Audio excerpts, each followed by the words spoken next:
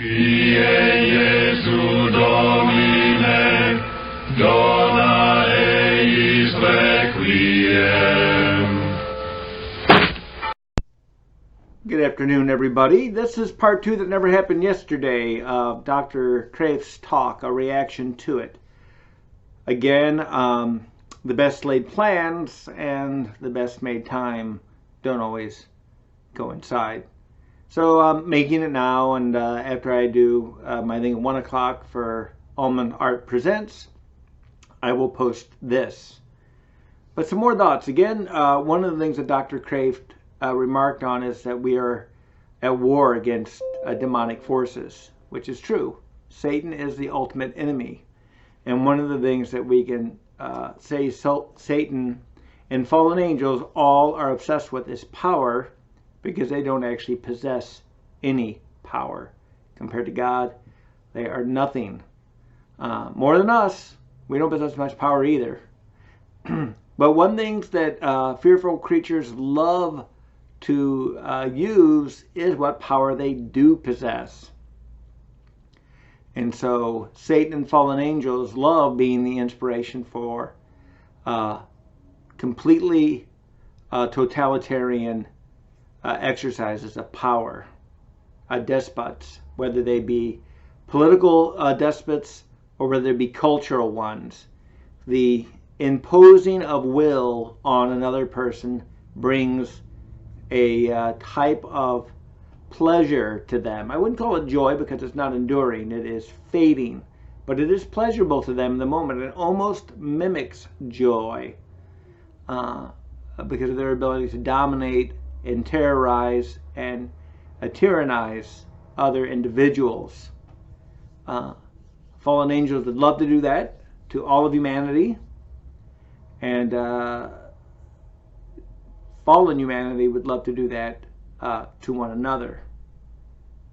And so you had this reality going on, and it manifests in all kinds of different ways. It can be very slow and patient, and we know it's going to lose. As Dr. Kreeft said, the battle's already been done. Christ has won the victory. We're just trying to mop up the brush fires before the conclusion comes. But the brush fires are each individual person and their life, and each individual community and their life, and each individual nation and their life. Some enduring to this day, others coming and going. You look at the Jewish community, they have endured to this day. Catholic community has endured to this day. But many political communities have not endured to this day. They have imploded under the weight of their problems. Leadership, exercises of power, abandonment to evil. Because evil is not enduring. Evil is fading. It may temporarily win the fight. It will not win the battle. And we have to be prepared for that. So anyways, we look at this. Here's some bright news. As I was reading earlier today, after a couple appointments, the Tokyo Olympics are coming in 2020.